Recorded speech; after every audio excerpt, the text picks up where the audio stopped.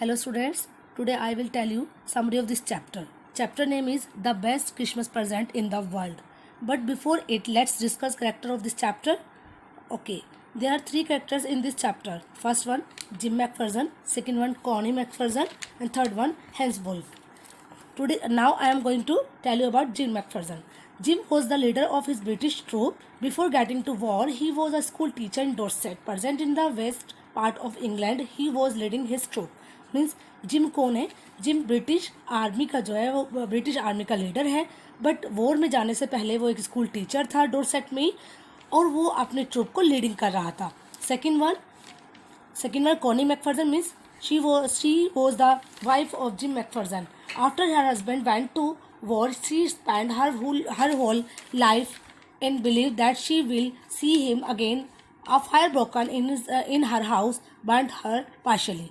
Means जो Connie थी वो जिम की वाइफ थी और जब उसका हस्बैंड वॉर में चला गया था तो उसने पूरी ज़िंदगी इस विश्वास के साथ बिता दी कि शायद उसका हस्बैंड एक दिन वापस लौट कर आएगा. और उसके घर में क्या हुआ था बेटा? उसके घर में एक फायर लग गई थी, मतलब आग लग गई थी उसके घर में. And third one is Hans Wolff.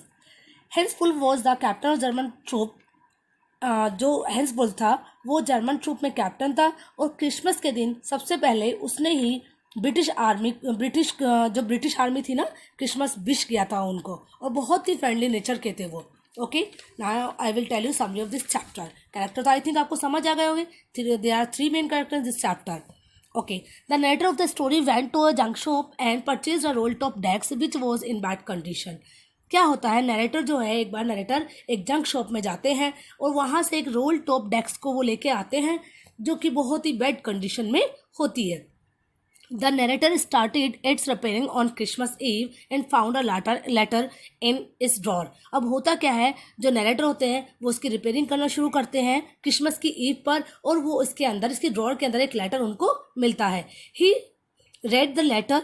उन्होंने उस लेटर को पढ़ते हैं. It was from Jim McPherson to his wife Connie as written on top. वो लेटर जिम मैकफर्सन ने अपनी वाइफ कोनी को लिखा था जो कि ऐसा कि टॉप पे उसके लिखा हुआ था लेटर के.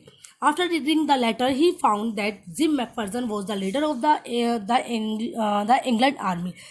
जैसे कि देखो मैंने अभी बताया था ना कि जिम मैकफर्सन थे वो लीडर थे इंग्लैंड आर्मी में बिफोर गेटिंग इनटू वॉर. और मैंने आपको बता चुका है कि वो वॉर में जाने से पहले एक स्कूल टीचर थे डोरसेट में और वो ट्रूप को लीडिंग कर रहे थे.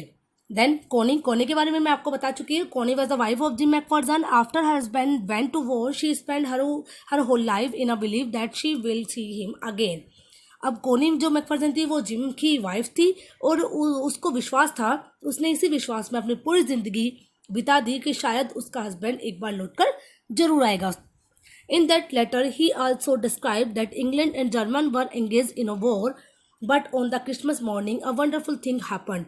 इस लेटर में जिम ने यही भी डिस्क्राइब किया था कि जो इंग्लैंड और जर्मन जो थे वो जर्मन दोनों जो आर्मी थी एंगेज थी एक वॉर में और क्रिसमस की मॉर्निंग थी और उस दिन बहुत ही वंडरफुल थिंग हुई. मतलब क्या उस दिन हैपन्ड हुआ उस दिन देखो. First German wishes happy Christmas to English soldiers. जो जर्मन सोल्जर्स थे उन्होंने क्रिसमस को क्रिसमस विश किया इंग्लिश सोल्जर्स को. And same response was given by English also. और इंग्लिश वालों ने यानी जो ब्रिटिश आर्मी थी उन्होंने भी यही रेस्पॉन्स दिया. मतलब जैसे उन्होंने विश किया था उन्होंने भी बदले में यही बोला. The leaders shared there ideas and feelings with each other.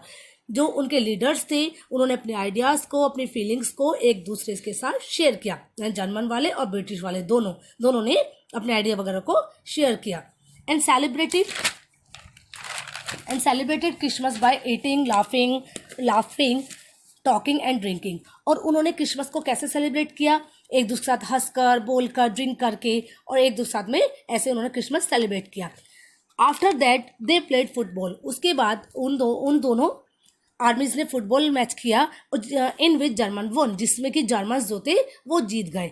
In the night both troops saying carols and had a peaceful Christmas. और रात में क्या हुआ, दोनों ट्रूप्स ने क्या क्या कैरोल गाया और क्रिसमस को बहुत ही शांत तरीके से सेलिब्रेट किया. The author decided to give this letter to Jim's wife back. अब ऑथर के पास जो लेटर था तो उसको ये लेटर पढ़ के लगा कि शायद मुझे ये लेटर जिम की वाइफ को वापस देना चाहिए. He went to a address which was written on the letter envelope where he found that an accidental fire code in the house.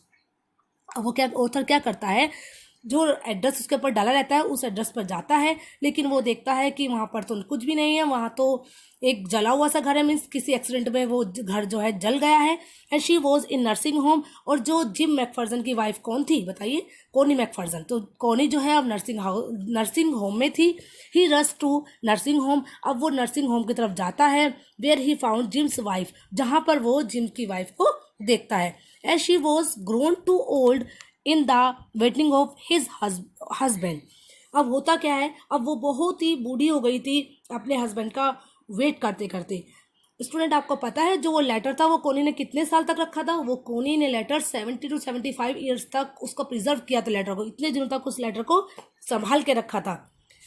He mistook the author by understanding him as Jim. वो क्या करती है, वो author को सोचती है, मतलब उसको मिसअंडरस्टैंडिंग हो जाती है. वो सोचती है कि शायद वो जो ऑथर आया है वो शायद जिम है, क्योंकि वो बहुत ज़्यादा ओल्ड थी तो उसको पहचान नहीं पा रही थी. तो उसने सोचा शायद से जिम आया है, क्योंकि उनसे कोई मिलने नहीं आता था. हर husband when narrator met him, she declared him as best Christmas present in the world.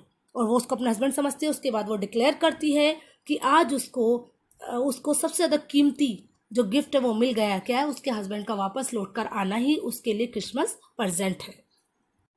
Now students read this chapter and find unfamiliar words and their meaning to.